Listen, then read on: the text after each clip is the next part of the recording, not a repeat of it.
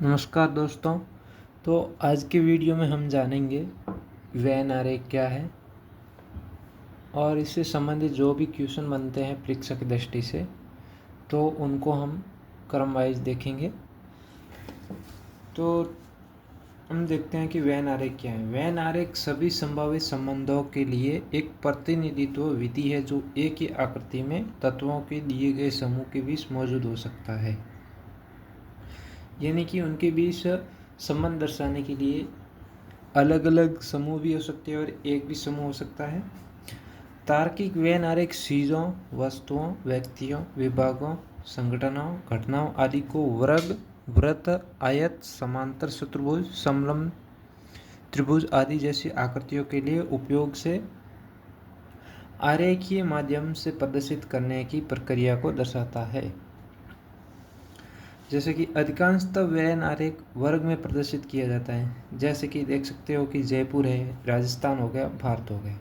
तो इसमें सबसे पहले आएगा कि मेन क्या है, भारत है। भारत के अंदर कौन है, भारत के अंदर एक राज्य राजस्थान है, तो वो हो गया राजस्थान। अगला है जयपुर। जयपुर राजस्थान के अंदर एक जिला है, तो ये हो गया ऐसा। तो ये इसमें संबंध दर्शाता है कि इसका किस किस से संबंध है, भारत, राजस्थान और जयपुर। उसी प्रकार अब हम देखेंगे कि किस प्रकार के संबंध बन सकते हैं किसी भी ऑब्जेक्ट के मध्य।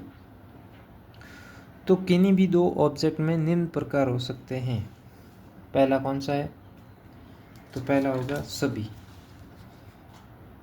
तो इसमें क्या है, सभी में एक बड़ा रहेगा और दूसरा उसके अंदर रहेगा। जैसे कि पन्ना हो गया और किताब, ये हमारे पास दो ऑब्जेक्ट है। तो इसमें एक क्या है, पन्ना है। पन्नों से मिलके ही एक किताब बनती है, तो इसमें मुख्य कौन हो गया, किताब हो गई। अगला है कुछ, पूरे नहीं कुछ। उसमें क्या होगा, उदाहरण मान लो कि पुरुष है और शिक्षक है। तो प्रत्येक पुरुष शिक्षक हो सकता है, ये ज़रूरी नहीं, और हर शिक्षक पुरुष ही हो ये भी ज़रूरी नहीं। तो इसकी संभावना कुछ है, यानी कम है। तो इसमें ए में आ गया पुरुष और बी में आ गया शिक्षक।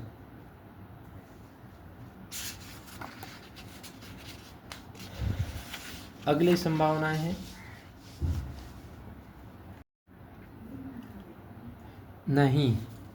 इसमें अलग अलग दोनों ऑब्जेक्ट अलग अलग जिनका कोई संबंध नहीं है। जैसे कि मान सकते हैं कुत्ता और बिल्ली, तो कुत्ता और बिल्ली दोनों अलग अलग है।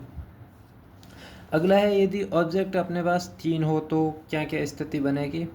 तो पहली स्थिति बनेगी हमारी कि सभी एक से जुड़े हुए हैं। तो उसमें क्या हो गया, विज्ञान।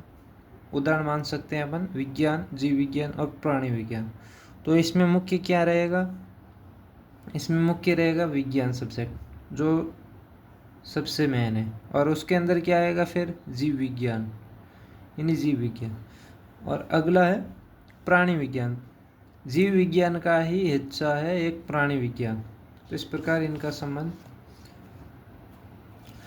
अगली स्थिति है कुछ, यानी तीनों ऑब्जेक्ट का थोड़ा थोड़ा संबंध है। तो इसमें क्या हो गया, नर हो गया। उदाहरण मान सकते हैं बिल्ली और हिरण। तो इसमें बिल्ली को ए माना है, ये ए हो गया। बी नर हो गया, मध्य में है। और सी हो गया हिरण, यानी कि इनका बी का जो संबंध है और ए और सी से है। अगला है अगली संभावना है नहीं, यानी कि तीनों का कोई संबंध नहीं है। जैसे कि कुत्ता, कबूतर और मछली। तो इसमें इनका संबंध, कुत्ता क्या ज़मीन पे चलता है, कबूतर हवा में उड़ता है और मछली पानी में तैरती है। तो इनका कोई संबंध नहीं है। अगली संभावना हम देखते हैं, अगली है सभी प्लस नहीं, यानी दो संभावनाएं तो एक से संबंधित है और तीसरी नहीं है। तो इसका उदाहरण अपन मान सकते हैं गाय, जानवर और मछली। तो इसमें क्या है, गाय क्या है, गाय एक जानवर है। और सी मछली, मछली पानी में रहती है, इसका कोई संबंध नहीं है इससे। सभी प्लस सभी, यानी तीनों ऑब्जेक्ट का एक ही से संबंधित होना। तो इसमें उदाहरण मान सकते हैं गाय, भैंस और जानवर। गाय और भैंस क्या है? जानवर है, तो इसका इससे संबंध हो गया। अगला है कुछ प्लस कुछ। इसका उदाहरण अपन मान सकते हैं नर, शिक्षा और विद्वान। तो इसमें ए माना है नर को, बी माना है शिक्षा को और सी माना है विद्वान को। कुछ नर विद्वान भी हो सकते हैं, कुछ नर शिक्षित भी है, तो कुछ शिक्षा जो है विद्वान के पास भी है और कुछ शिक्षा नर के पास भी है।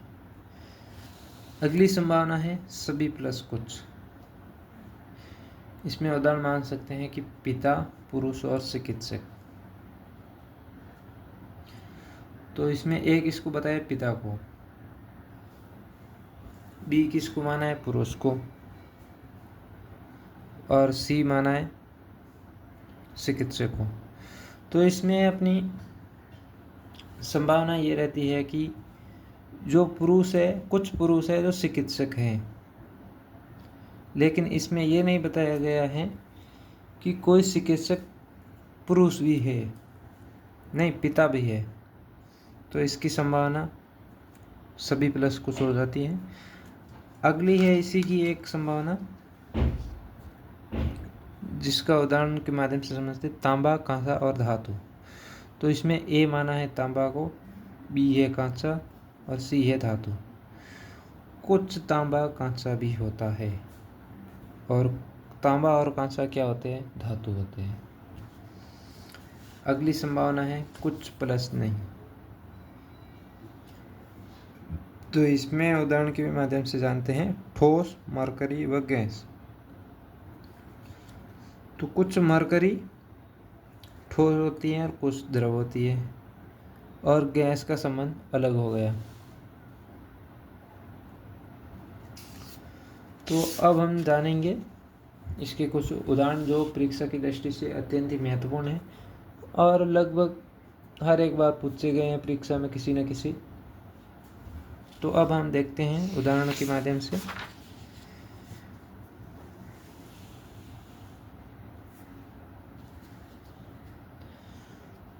तो अपना प्रश्न है पहला, निम्न में से कौन से आकृति जानवर, जमीनी जानवर तथा समुद्री जानवर के सही संबंध को दर्शाती है? तो इसका आंसर क्या होगा? तो इसका सही आंसर हो जाएगा डी। क्यों? क्योंकि देखो, जमीनी जानवर और समुद्री जानवर दोनों किसके अंदर आते हैं? जानवरों के अंदर आते हैं। तो इसमें कुछ जमीनी जानवर समुद्री भी हो सकते हैं और कुछ समुद्री जानवर जमीनी भी हो सकते हैं। तो इसका सही आंसर हो जाएगा डी। अगला है, निम्न में से कौन सी आकृति दिए गए तीन वर्गों के संबंध को सबसे सही तरीके से प्रदर्शित करती है? इसमें कौन है? कलम हो गया, स्टेशनरी और बिस्तर। तो इसका सही आंसर हो जाएगा ए। स्टेशनरी के अंदर क्या आता है? कलम आता है, और बिस्तर का कोई संबंध नहीं है इन दोनों से। तो इसका सही आंसर हो जाएगा ए। इसके नोट्स आपको टेलीग्राम चैनल पे उपलब्ध करवा दिए जाएंगे। तो आप दिए गए वीडियो की डिस्क्रिप्शन लिंक से टेलीग्राम ज्वाइन कर सकते हैं और वहाँ से ये शॉर्ट नोट्स प्राप्त कर सकते हैं। अगला प्रश्न है हमारे पास, निम्नलिखित में से कौन सा वेन आरेख रेखा चित्र इतिहास, भूगोल, भूगर्भ शास्त्र वर्गों के परस्पर संबंध को सही चित्रित करता है? तो इसका ऑप्शन ए, बी, सी और डी इनमें से कौन सा है?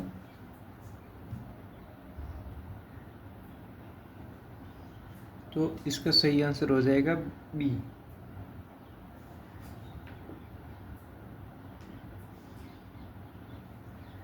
क्यों हो जाएगा? क्योंकि देखो, भूगोल के अंदर भूगर्भ शास्त्र का भी अध्ययन होता है और इतिहास का इससे कोई लेना देना नहीं। तो इसका सही आंसर हो जाएगा बी। अगला क्वेश्चन है, निम्न में से कौन सी आकृति ईसाई, कैथोलिक तथा पोप के सही संबंध को दर्शाती है?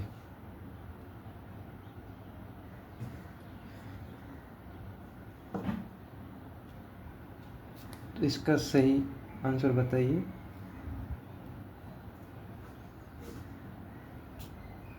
तो इसका सही आंसर हो जाएगा बी, क्योंकि देखो जो ईसाई होते हैं वो कैथोलिक, और कैथोलिक में कौन होता है? पॉप होता है। तो इसका सही आंसर हो जाएगा बी। अगला है क्वेश्चन नंबर 5। उस वह नारे का चयन करें जो दिए गए वर्गों को बेहतर ढंग से दर्शाता है। क्या है? सामाजिक विज्ञान, मनोविज्ञान और समाजशास्त्र।